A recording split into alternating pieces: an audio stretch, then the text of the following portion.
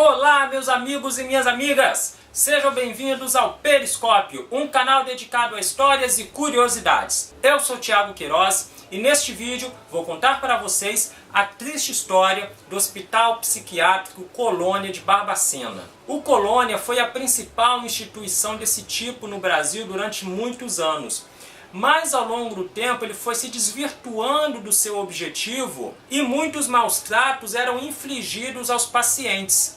Verdadeiras torturas que culminaram com a morte de cerca de 60 mil pessoas. De instituição voltada para o tratamento de pessoas com necessidades especiais, o Colônia acabou se convertendo num verdadeiro campo de concentração, onde eram jogados e esquecidos todos aqueles considerados indesejados pela sociedade, ou por pessoas influentes. O mais impressionante disso tudo é que, embora qualquer pessoa normal concorde que o que acontecia dentro dos muros do Colônia eram verdadeiros crimes, jamais qualquer pessoa foi punida pelo que ocorria lá dentro. Vai deixando aí seu like no vídeo e se inscrevendo no canal, que você vai entender melhor essa história depois da vinheta.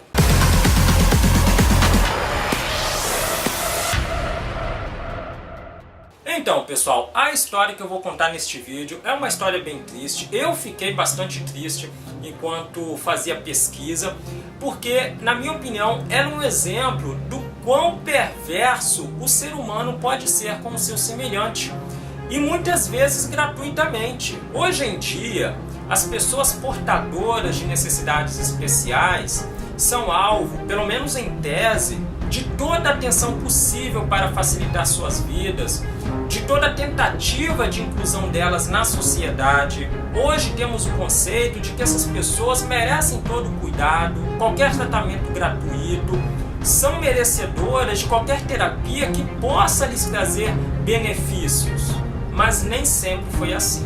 Numa época em que se popularizou uma pseudociência chamada eugenia, que eu resumo como a crença de que a raça humana deve ser purificada através da eliminação dos indivíduos supostamente considerados defeituosos, e em todo o mundo graçavam manicômios com o único objetivo de apartar esses indivíduos da sociedade. Naquela época tinha-se o conceito de que um indivíduo portador de necessidades especiais ele era prejudicial à sociedade ou à espécie humana, portanto ele deveria muitas vezes ser morto quando possível e, quando não fosse possível, pelo menos afastado da sociedade de qualquer forma. No Brasil tivemos várias instituições desse tipo, mas nenhuma delas foi tão nefasta quanto o Colônia de Barbacena. Então vamos começar essa história entendendo como o manicômio chegou a este ponto.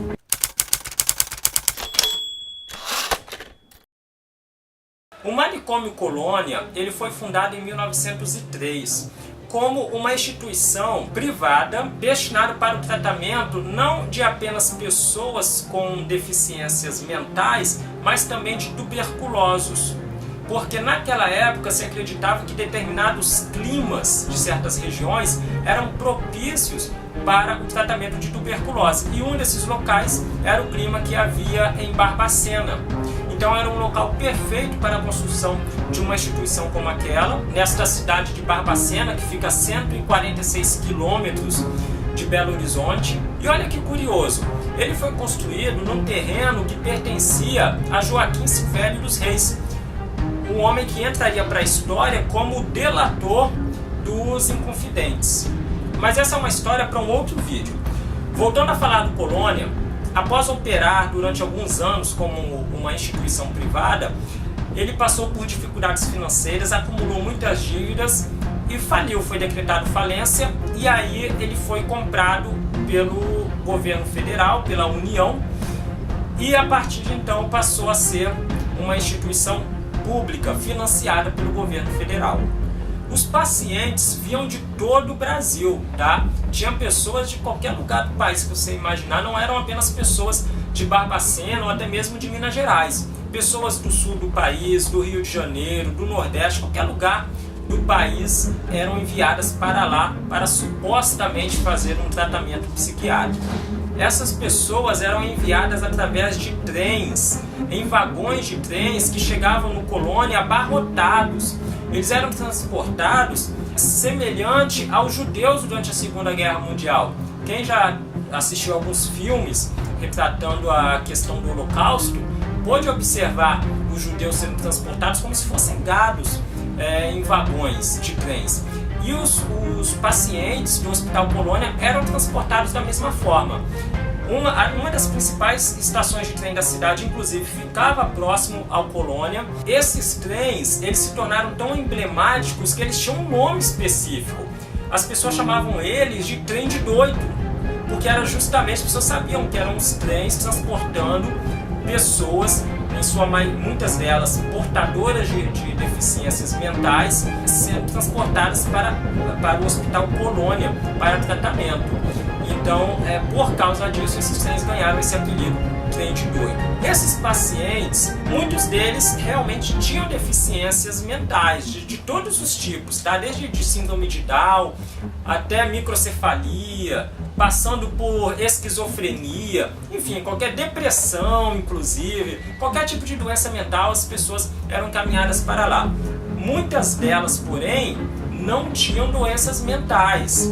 Inventavam-se algumas supostas doenças que precisavam desse tipo de isolamento para tratamento, de acordo com as crenças da época, tais como a própria depressão, né? Isolar uma pessoa não é hoje considerado tratamento adequado para a depressão, mas naquela época se fazia dessa forma. Existem pessoas, inclusive, existem registros hoje de pessoas, vem escrito nos registros médicos dela lá, motivo da internação, tristeza. E haviam outras também que eram enviadas, que não tinham qualquer problema, tá? De saúde física ou mental ou psicológica, mas que eram enviadas para lá porque de alguma forma eram indesejadas pela sociedade ou por determinadas pessoas, principalmente pessoas influentes, pessoas poderosas.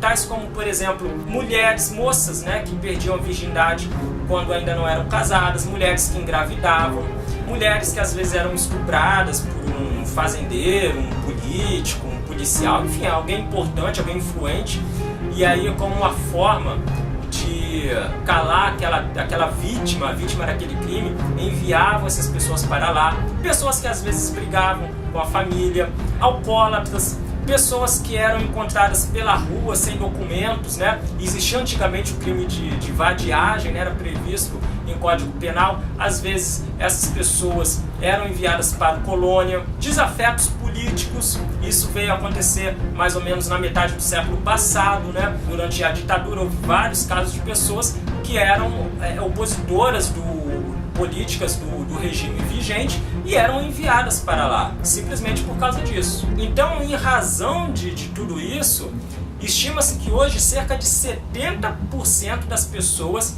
que se encontravam internadas, praticamente trancafiadas no Colônia, não tinham qualquer deficiência mental.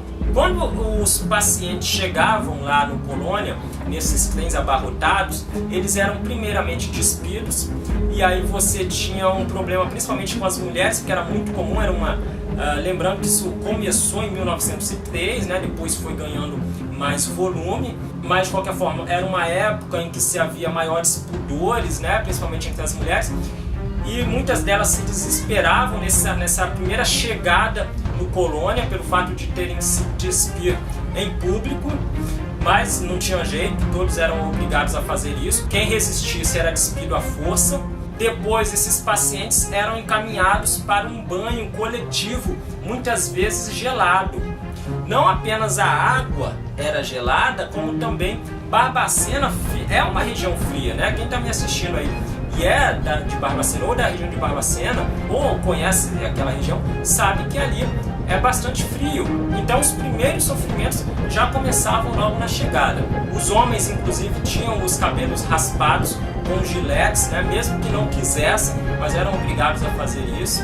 E depois os pacientes eram divididos por pavilhões, tinham vários pavilhões ali. O Colônia era bem grande, você tinha vários pavilhões, tinha pátios grandes, e você tinha uma divisão dos pavilhões mais ou menos por perfil dos pacientes. Você tinha um pavilhão dos alcoólatras, tinha um pavilhão dos pacientes agressivos, enfim, tinha várias divisões ali. E era um local onde não se havia muito o que fazer. Aquilo ali era praticamente um depósito humano, as pessoas eram largadas ali, não havia qualquer tipo de terapia, o tratamento médico era muito escasso, então as pessoas ficavam basicamente largadas ali esperando o tempo passar e acontecer alguma coisa, ou um dia poderem sair dali, ou até mesmo morrer. Estupros eram muito comuns ali, existem casos inclusive de crianças que nasceram dentro do colônia, porque mulheres foram estupradas, geralmente por outros pacientes, mas existem alguns casos que suspeita-se, nunca foi provado isso, mas suspeita-se que talvez até mesmo alguns funcionários do colônia estupravam algumas pacientes, mas o fato é que essas mulheres engravidavam lá dentro e tinham filhos, e crianças nasciam dentro dessa verdadeira prisão. E as crianças nasciam e cresciam dentro dessa verdadeira prisão sem ter uma oportunidade de conhecer o mundo exterior. Existem alguns casos, inclusive, de pessoas hoje adultas que não aprenderam a falar porque durante aquele período, a primeira infância, não tiveram qualquer estímulo neurológico, não aprenderam a fazer nada ou quase nada. Então são pessoas que não nasceram com deficiência mental, mas desenvolveram em razão do tratamento que tiveram no colônia enquanto ainda eram crianças. A alimentação era outro motivo de sofrimento, porque era de péssima qualidade, a comida era mal cozida, frutas eram cruas, não havia água de boa qualidade. Muitas vezes os pacientes bebiam água do esgoto mesmo, o esgoto corria a céu aberto por um dos pátios do colônia, e muitas vezes os pacientes se banhavam no esgoto, às vezes bebiam o esgoto. Como eu já falei, aquela é uma região onde faz muito frio também, e não havia roupas adequadas. Muitos pacientes, inclusive, tinham apenas uma única peça de roupa, que era chamada de azulão, um uniforme azul que todos tinham que vestir, e eles usavam, muitos deles só tinham uma peça desse azulão. Inclusive, quando se chegava no colônia, o paciente era despojado de todos os seus pertences. Roupas, documentos, carteira, relógio, qualquer coisa, fotos, cordão, qualquer coisa que ele tivesse, ele era despojado, não podia ficar com nada ali dentro. Aí ele recebia esse uniforme chamado azulão, e como era uma única peça que eles recebiam, eles usavam esse uniforme durante várias semanas seguidas, até ele ficar imundo, e depois colocavam para lavar, e nesse momento não tinham outra peça de roupa para usar. E então eles não tinham outra alternativa a não ser ficar circulando nus pelo hospital psiquiátrico. Por isso a gente vê tantas fotos com pessoas nuas ali. Era por esse motivo. Também não havia tratamento médico adequado, faltava-se remédios. Era muito comum o uso do eletrochoque, um uso indiscriminado inclusive. O eletrochoque era usado não só como um método de tratamento, mas também como uma tortura ou uma forma de ameaça para tentar intimidar outros pacientes. Muitos desses pacientes, inclusive, morriam durante o eletrochoque, porque eram choques de 110 e de 220 volts aplicados aqui nas têmporas, né? Eram 2 bastões que o funcionário colocava, um de cada lado, e aplicava um choque no paciente. Muitos deles morriam nessas condições, e inclusive funcionários sem qualquer preparo aplicavam um eletrochoque, às vezes um cozinheiro, um faxineiro, sabe, para substituir quem aplicava aquilo ali, ou era contratar alguém só para fazer aquilo ali, sem qualquer formação técnica, sem qualquer formação médica. Inclusive existem denúncias de que outros pacientes aplicavam o eletrochoque, por mais absurdo que isso possa parecer. E também havia a exploração da mão de obra dos pacientes. Por quê? Naquela época era muito comum a chamada laborterapia, que é uma terapia através do trabalho. Só que a laborterapia é uma coisa, a escravidão é outra. Então o que se fazia ali era a escravidão dizendo que era laborterapia. Como isso era feito?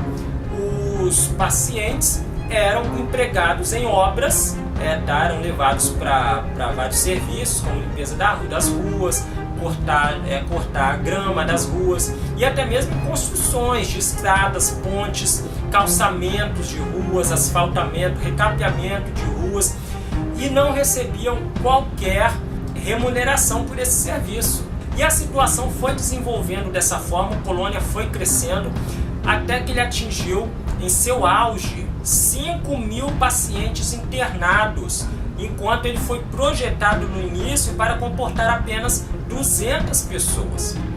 Com tanta gente num espaço onde não cabiam todos eles, as pessoas acabavam dormindo amontoadas. Muitas vezes elas passavam a noite nos pátios, e como fazia muito frio à noite, as pessoas, lembre-se também, muitos deles estavam nus. Então as pessoas se aglomeravam tentando se aquecer um pouco, e era comum, quando o dia amanhecesse, encontrar algumas pessoas mortas por hipotermia nos pátios. Outros dormiam nos corredores, não em colchões no chão, mas em capim que era utilizado como se fosse um colchão. Inclusive, existe um documento hoje de um órgão, não lembro o nome agora, um órgão que supervisionava esses manicômios, e ele, a exemplo do Colônia, emitiu um comunicado para outros manicômios que operavam no Brasil, como Colônia, recomendando o uso de capim no lugar de colchões.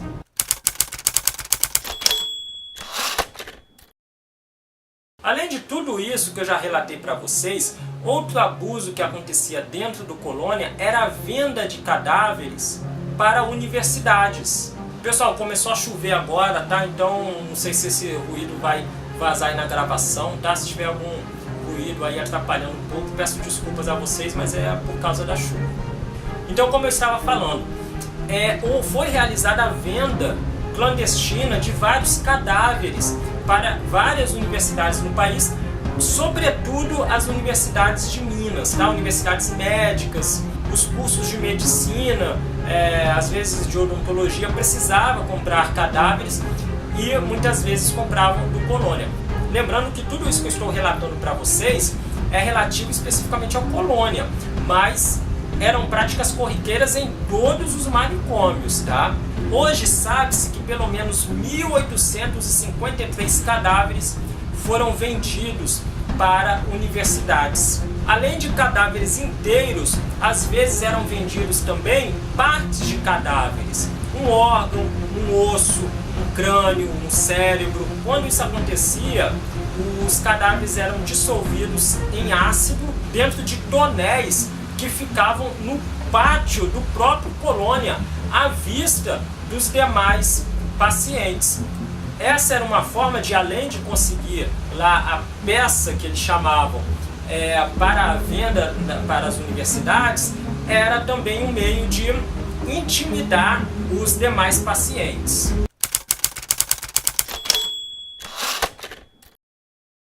Bom, todo esse estado de coisas permaneceu, foi correndo durante ao longo dos anos e esquecido da sociedade, tá? Tudo meio escondido, até que na década de 60 o Colônia começou a chamar a atenção. O primeiro fotógrafo, Luiz Alfredo, da revista O Cruzeiro, foi ao Colônia e tirou várias fotos. Foi um dos primeiros jornalistas a entrarem no Colônia e fazer registros do que acontecia lá dentro. E muitas das fotos que a gente está vendo aqui nesse vídeo foram produzidas por esse fotógrafo. Depois o jornalista Irã Firmino publicou uma série de reportagens sobre o Colônia, intitulada Nos Porões da Loucura, relatando o que acontecia lá dentro, descrevendo a rotina dos pacientes, descrevendo seus sofrimentos, e até mesmo um documentário foi feito pelo cineasta Elvésio Raton. Um documentário muito interessante, quem quiser assistir tem no YouTube o documentário completo, que mostra também o dia a dia lá dentro do Colônia. É interessante, eu vou colocar um trechinho aqui para vocês verem, um trecho bem curto, só para ter uma ideia de como é. E você pode observar que o que ele mostra ali, a situação das pessoas ali, parece uma coisa surreal. Eu, quando vi isso, pelo menos, me lembrou aqueles quadros de Salvador Dalí, sabe? Com coisas surreais, que não existem.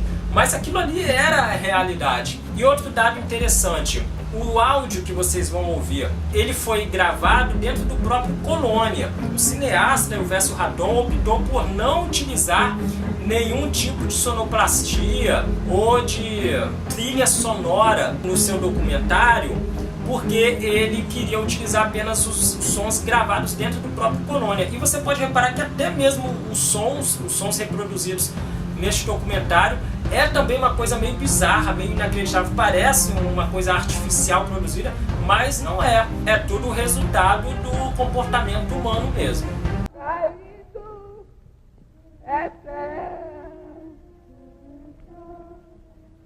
E acima de tudo é o amor, belo pra mim, quando estou a sofrer, as trevas da alma começam a crescer. Lembrai com alegria que além, muito além, a espera de mim existe alguém. Lembrai com alegria que espera de mim existe alguém.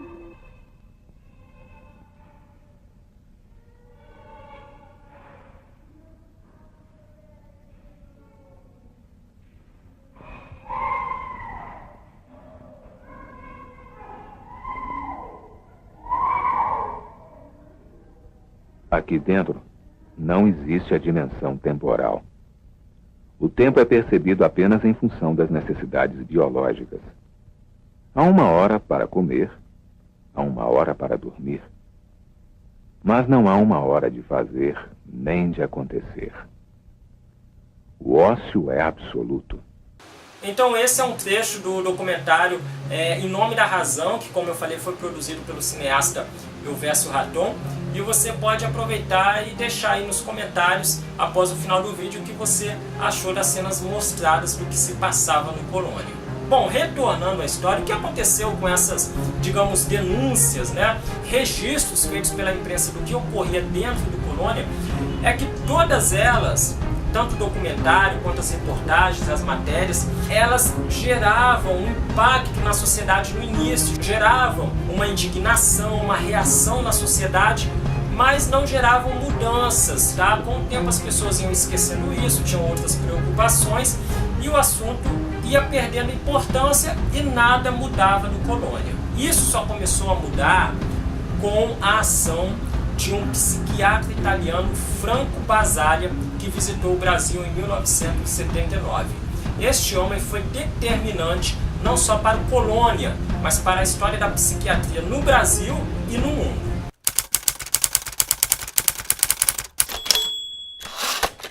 O Franco Basaglia, como eu já falei, era um psiquiatra italiano, um psiquiatra inclusive proeminente na Itália, foi diretor de alguns manicômios, e ele foi a primeira pessoa que se conhece no mundo, ou pelo menos talvez tenha tido outras pessoas, mas ele foi a que mais teve destaque, que questionou o tratamento que era dado aos portadores de deficiências mentais.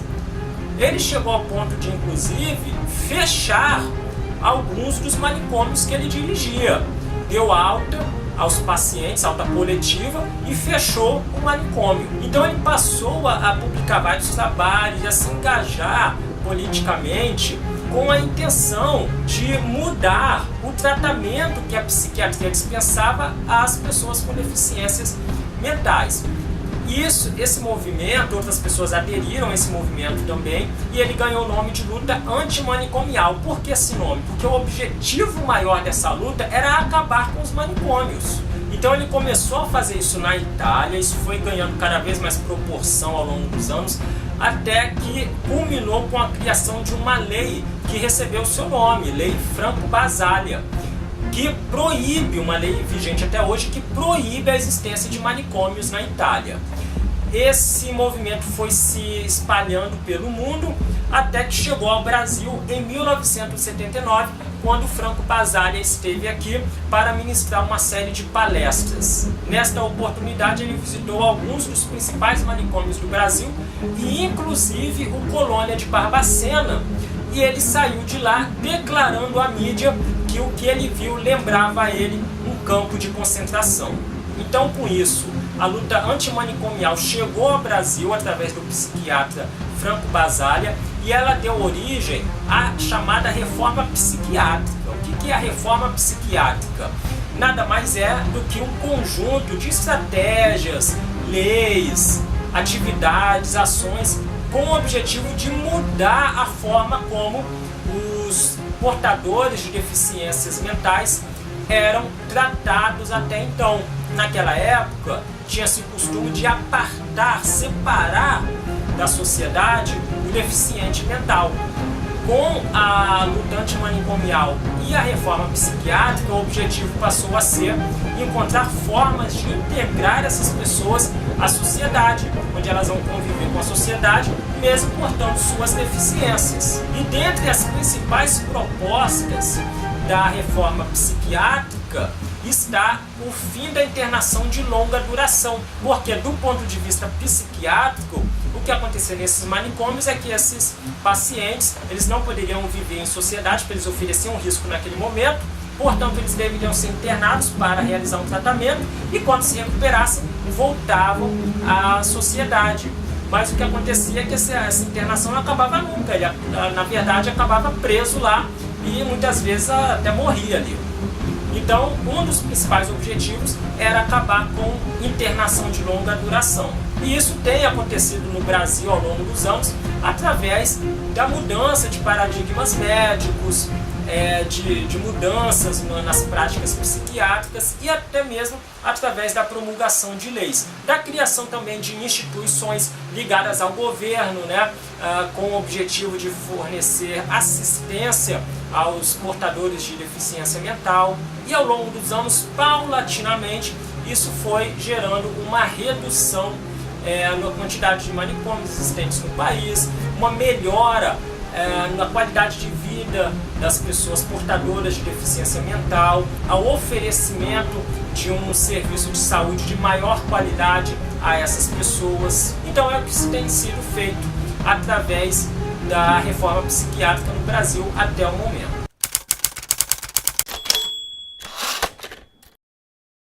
No Colônia, especificamente, como que isso aconteceu?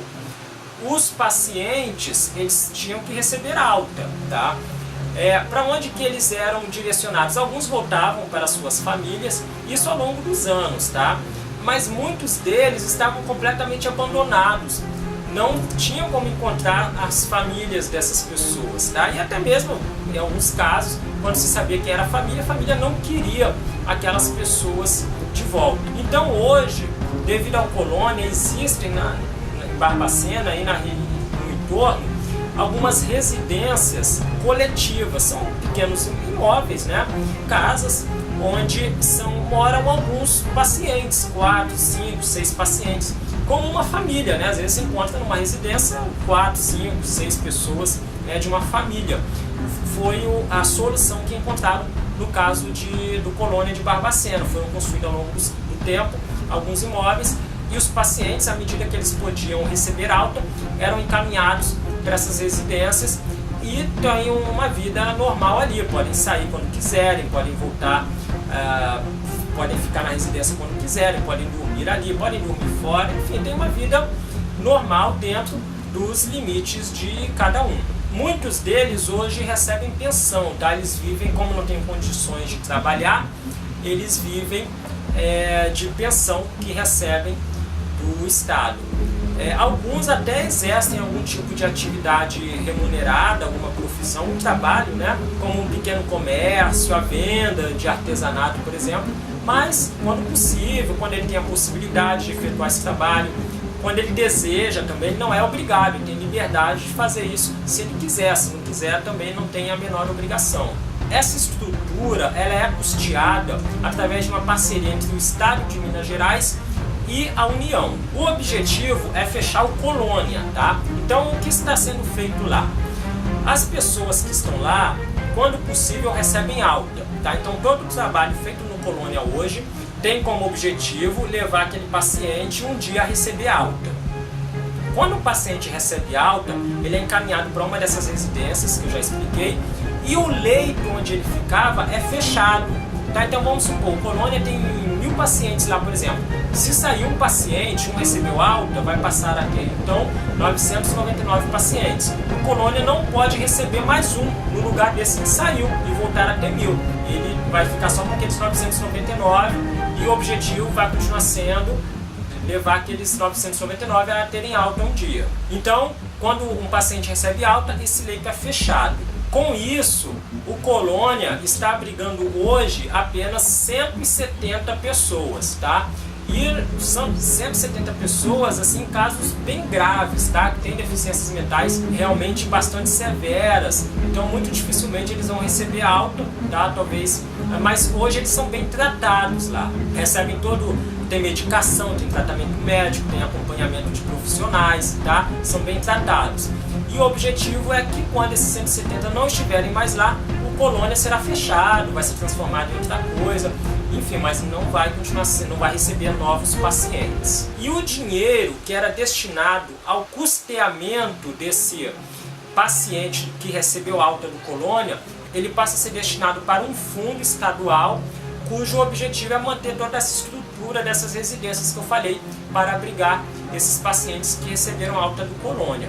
Em contrapartida, essa é a parte da União, tá? Em contrapartida, o Estado fornece medicamento e profissionais para acompanhar essas pessoas, para prestar assistência a elas, que são psiquiatras, assistentes sociais, tá? E hoje existe lá também um museu, o chamado Museu da Loucura, que funciona no prédio onde funcionava a administração do Colônia durante o seu auge. Lá tem muitas informações sobre a história do Colônia, sobre a história da psiquiatria no Brasil, e tem também artigos, peças retiradas do Colônia, como uniformes, máquinas de eletrochoque, várias outras coisas, tá? Se você quiser visitar esse museu, você pode visitar, não lembro agora se é de graça ou se tem uma taxa, acho que tem uma taxa assim, mas é um valor irrisório, não sei se R$2, R$5, um valor simbólico praticamente para ajudar na manutenção, né? Mas enfim, é um museu que está lá,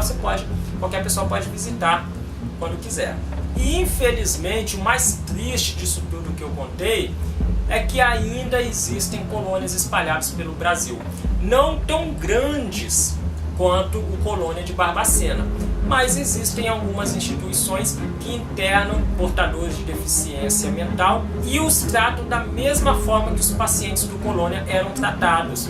Inclusive, o grande jornalista, que eu admiro muito, Roberto Cabrini, produziu recentemente uma reportagem denunciando as condições de vida em uma dessas instituições. Tem, para quem quiser assistir no YouTube, a reportagem aí. E é interessante que você assistir a reportagem dele, parece que é o Colônia, porque tudo isso que eu falei que acontecia no Colônia e outras coisas que eu não falei aqui por questão de tempo e também para poupar a audiência das coisas horríveis que aconteciam lá, que eu acho que não precisava falar de tanta coisa pesada, mas de qualquer forma, tudo isso é mostrado nessa reportagem do Roberto Cabrini, que foi produzida, não sei se foi 2 ou 3 anos atrás, no máximo, tá? Então, infelizmente, ainda existem essas instituições. É por isso que a luta antimanicomial e a reforma psiquiátrica ainda não acabou, porque os manicômios ainda existem e são tão horríveis hoje quanto eram há 20, 30, 40, 50 anos atrás. Então essa foi a história do Hospital Psiquiátrico Colônia de Barbacena. Eu espero que vocês tenham gostado do vídeo, apesar dessa ser uma história bastante triste, mas eu penso que ela deve ser lembrada para que nós tenhamos alguma chance de não repetir os erros do passado. Lembre-se de deixar o seu like aí, também se inscrever no canal, porque nós temos vídeos todas as segundas e sextas-feiras, sempre às 18 horas. Aproveite para compartilhar o vídeo nas redes sociais. E se você quiser sugerir algum tema, pode deixar aí nos comentários a sua sugestão, porque ela será muito bem-vinda. Nos encontramos então no próximo vídeo. Um grande abraço e tchau!